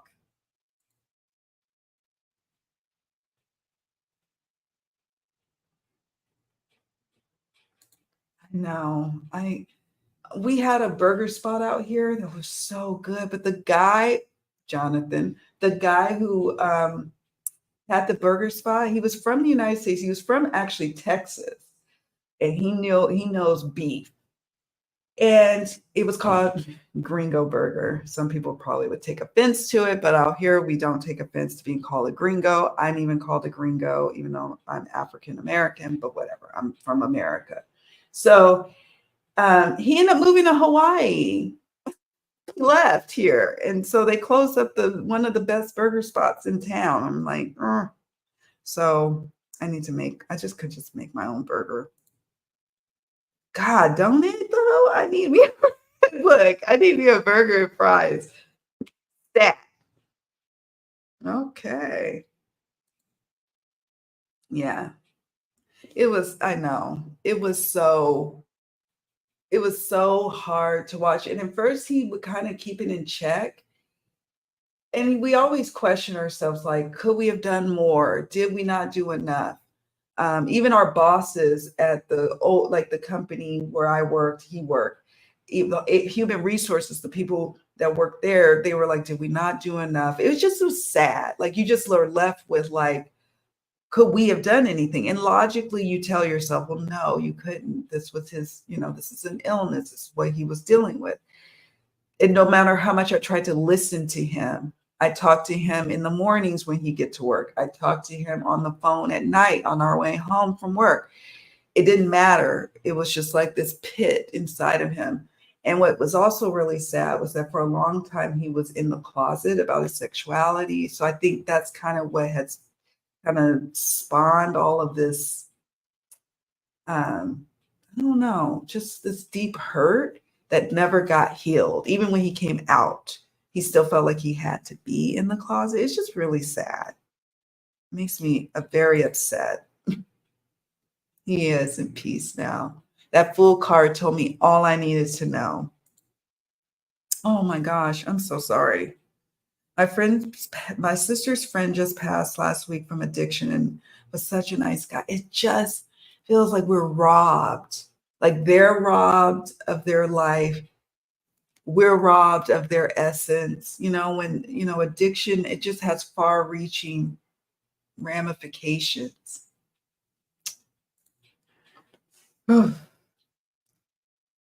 Yeah, it was hard. And I remember getting testy with him and I think he decided to go to the new company because one time I kind of snapped at him. He came to my desk one morning at work and I was like, I could kind of chuckle at it now, but I felt really guilty about it. And he was complaining and something he was complaining about in his life. I'm like, I have to work right now. I said something like that. And he kind of sulked away and he looked sad. And then maybe like a few days later, he told me he made his decision. He was going to go to the new company. And I was like, okay. And I just felt like if he had stayed, if I had been nice, if I had not snapped at him, and maybe he would have stayed and we would have protected him. He felt so alone. I remember him complaining about the new coworkers and they were cold and talked about him behind his back. And where he came from, where we all were, we were never doing that. We loved Albert.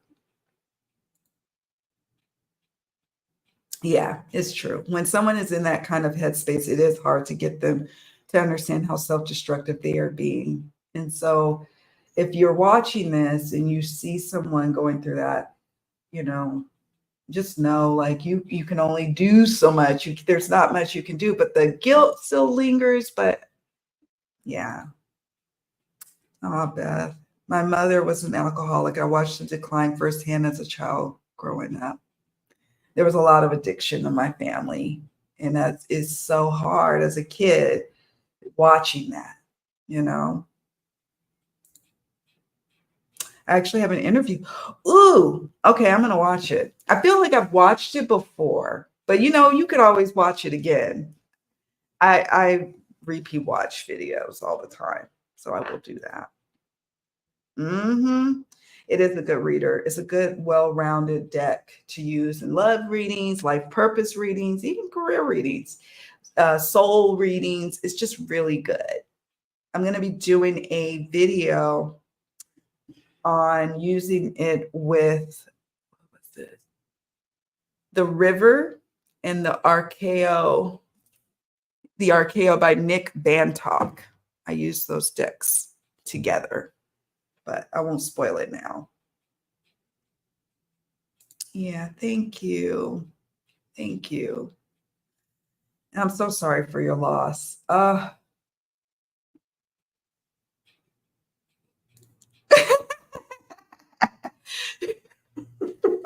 I know that sounds bad. He knows beef. He's from Texas. Oh, God. Yeah. It's just so far reaching. Alcoholism, addiction, and it touches all of us probably like we either have a relative or a friend. It's, you know, it's a problem. And I don't like to hide and shrink away and pretend like it's not there. It was very much a part of my childhood as I was growing up in the 80s and 90s. It's very much a part of my love relationships that I was in. Like it's just, I feel like we just like with mental illness and mental health, it's important to talk about it because the more we talk about it, the more we can like come together. Will we always have solutions? No, we're not medical experts, but it takes that sting of stigma out of it, the shame. Even if you're not the addict or the alcoholic yourself, but you have a relative who is, it takes that shame out of it. I remember being shameful as a kid with all the addiction going on in my family. Yes, yes, yes. Ooh, you've amassed quite a bit. You should be, that is something to celebrate. That's something to celebrate. So I'm going to share with you all the tarot decks that I have. Yeah, there is so much shame. And that was a word. I did a reading for someone, and the shame card came up.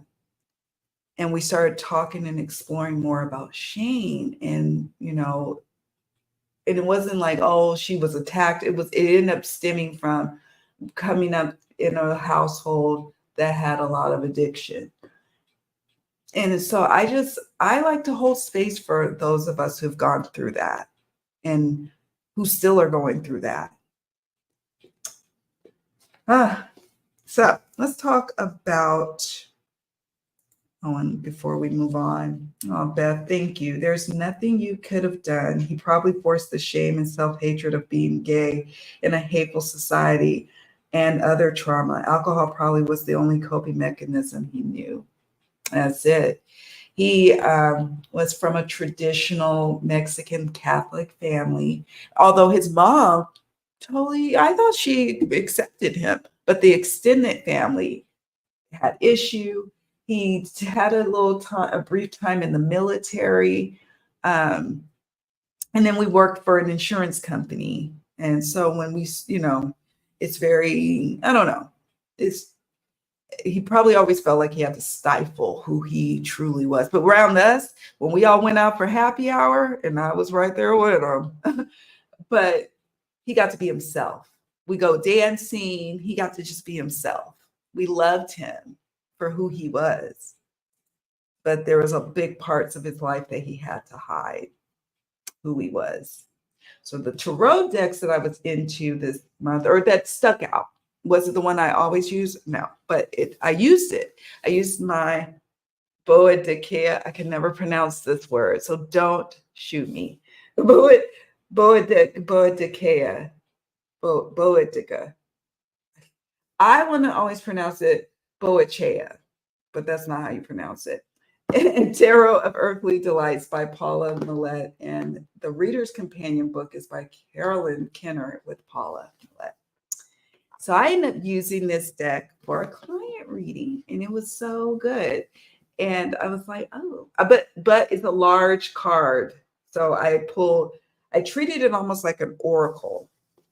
Like I still use smaller decks or smaller tarot, like standard size tarot, like for the meat and potatoes of the reading. But I pulled one or two cards from this deck, and it's so cool. I really like it. And the reason I wanted to mention it, because I didn't use it, but really for that one reading, I was still using the app. So there's the Fool's Dog app with this deck that I've had for years, many years. That's why I wanted to get the physical edition when it was coming out. And I used it even the other night when I'm in bed and I don't feel like getting up out of bed to go ask a question because I'm that one. I'm like, I want to ask the tarot about this. I use the Full Dog app with this deck, and I used it a few times. But yeah, that's why I had to mention it. Here's the card back. It's got a great guidebook. Here's the sun. Here's the page of ether or air. Let me see. Let me show you some of my favorite ones. Six of Pentacles.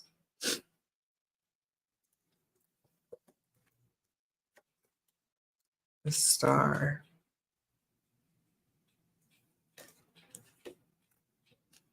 Let me see.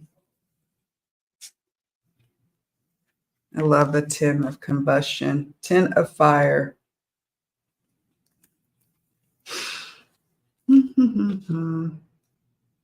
Your Strength. I love the Strength card with the little baby lamb amongst all the scary large cats.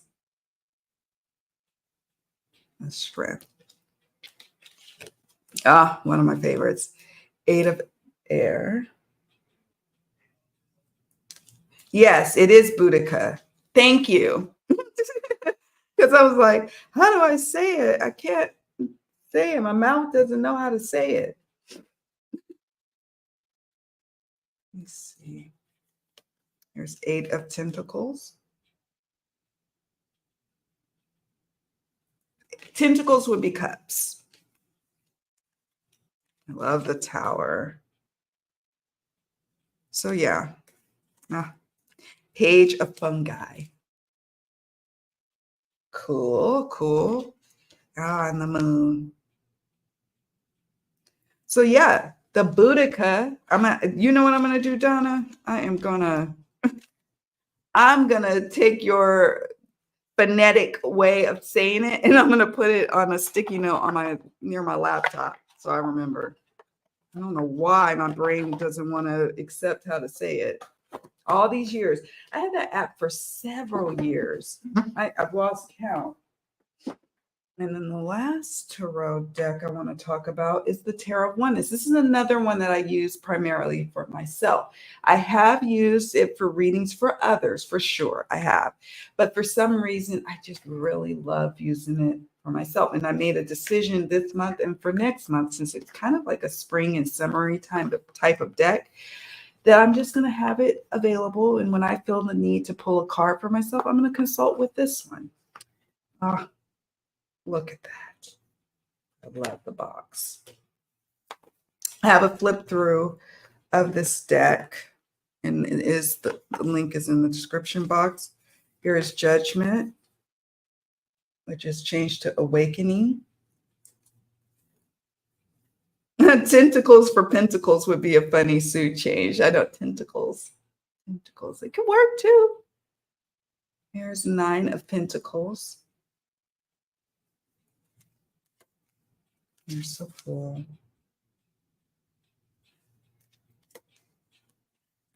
Moon. Pentacles for Pentacles. I love that. There's a bonus card. We have Oneness. This is 5 of Wands. Wolf Pack.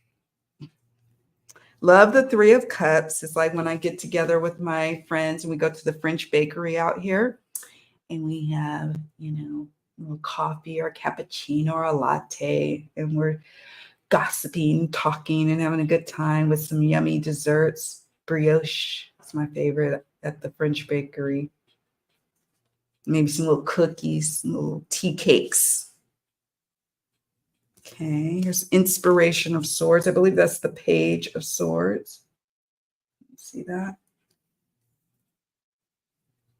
Yeah. Here's 7 of Cups. I keep telling my husband, I'm like, I want a hammock. I think I know where I want to put it. I want a hammock. Now, he's like, you're not going to get out there because you don't like going outside all the time. And he's right. But when friends come over, they could get in the hammock. Here's 6 of Pentacles. And I love the 6 of Wands. It's like you're the person, your picture is being taken, snapped as if you're on the red carpet. So it's just an interesting little deck. And one of my favorite motifs is the succulent. So I have to admit, it had me sold. Here's the carpet, and look at the gilding. Look at that. So those were my favorites for the month. And I've used this a few times this month, and I'm going to use it again. It's going to stay handy. So when I'm like, I want to pull a card, I'm going to pull from here. And it looks like it'll go well with the Sacred Creators Oracle. I don't know. I feel like they're going to play well together.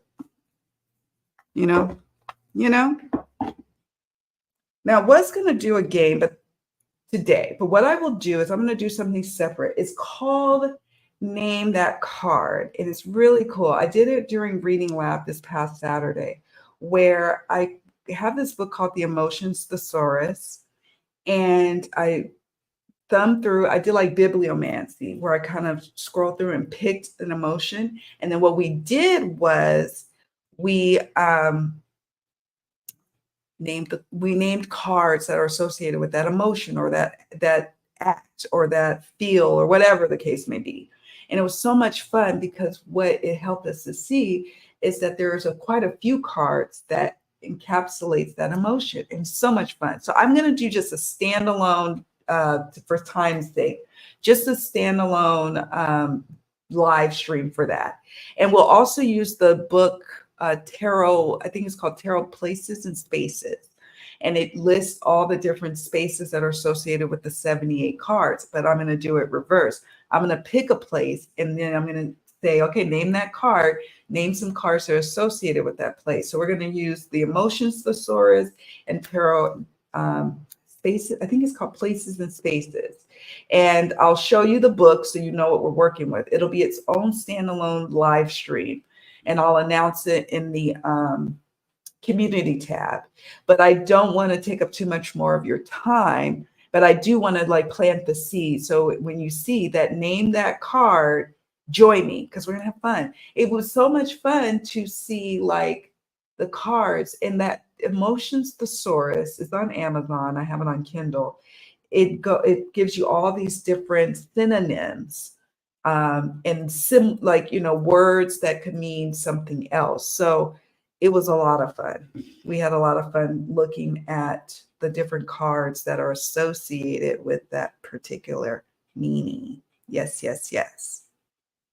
It is. You're 100% right. When I backed this deck,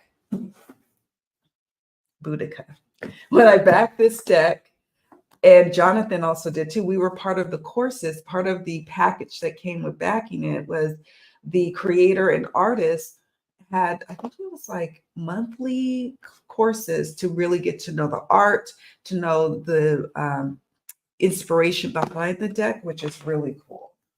And I got to learn all about the inspiration, and it is Celtic. I guess, struggle with Celtic lingo. I absolutely love tarot, the Tarot of Oneness, and loved interviewing Robin.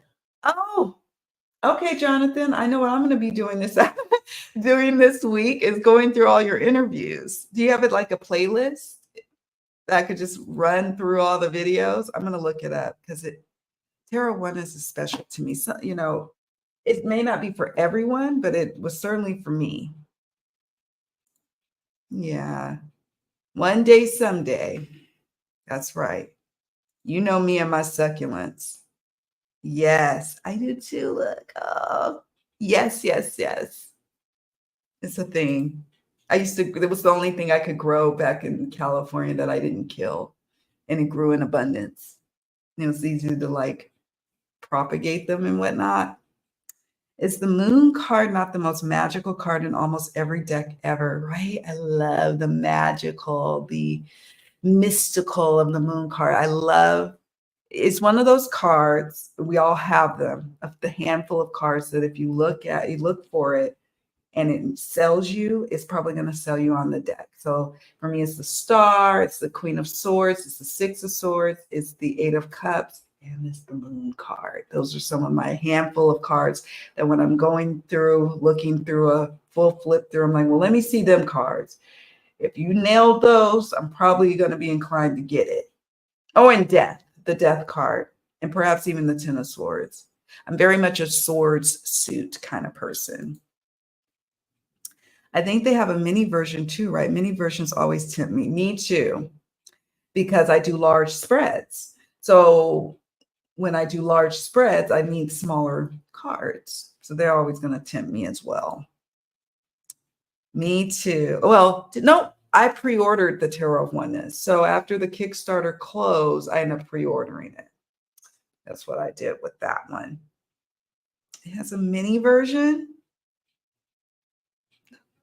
That's cool. Yes, yes, yes. Isn't it? It's just so nice. There's a huge French and Italian population out here. So there's tons of like little, you know, tons of Italian restaurants. I'm getting like real authentic Italian food. We actually, one of our friends, he's Italian. He's from, is he from Naples? I think that's what he said. Anyways, makes really, really good Italian food. And he's just like, I could walk to a spot. And but the French bakery is so yummy and so good and so much fun with girlfriends. Of course, right, Beth? It's like, who cares if I'm never going to get in it? It's like, I'll get in it once or twice. Who cares? I want my hammock. I live on an island. It makes sense. I'm going to let him know. Yes. But, oh my God. Isn't that trippy how we've all been kind of having these little moments, these serendipitous moments? I don't know. I think it means something. Hammock time. Oh, do you have a hammock where you go during your summer break? It is a fun parlor game. Name that card. And it's fun. It's easy. It's light. You don't have to overthink things. We're not doing readings. This is for those of us who do readings for ourselves and for others. It's just a fun activity and it'll tickle us because we'll be like, oh, you think that card means that? Do tell why. And I do it blind. So I do like this. And then I pick something. And some of the keywords are like, whoa, okay, all right, we gonna go with it. Some of them are naughty words. Yeah, it'll be fun. So I'll make it separate. I'll take it off the thing, but planting the seed, maybe we'll do it next week. I'm going to get it together. Yes. We like cards. You are so welcome, Luna. And thank you all so much for joining me. I'm just reading that. Hey, Adam. Let me tell you about Adam, and then I'm gonna let y'all go. Adam is so amazing. In our Facebook group, every week I put up this post about what was your favorite things you were loving on, whether it's decks or crystals or what have you. And every single time, he has a huge tarot deck collection. And I know you don't have any oracle, but you have all the tarot decks. And every time he names something, I'm off Googling it and like seeing if I can find and then adding it to my wish list. Thanks to Adam, my wish list has exploded. Yes, indeed. Richie and Gerald have Robin on yesterday for Belt. Oh, how cool. I'm going to have to catch the replay. Oh, I wonder if she used their deck. I just got the Chervono Tornade Tarot. All bold red and black and shadowy. I love it. Absolutely. I'm telling you, every deck that he mentions week over week, I'm like, let me go on and add this to my wish list. Yes, it is. It is a foodie. It is kind of, I think California still has it beat because we have hella food places in California. I bet New York as well. Well, friends, that's it for now. Ooh. Oh, okay. I'm just checking it out. You guys are amazing. You rock. Thank you for spending your afternoon with me on this Tuesday.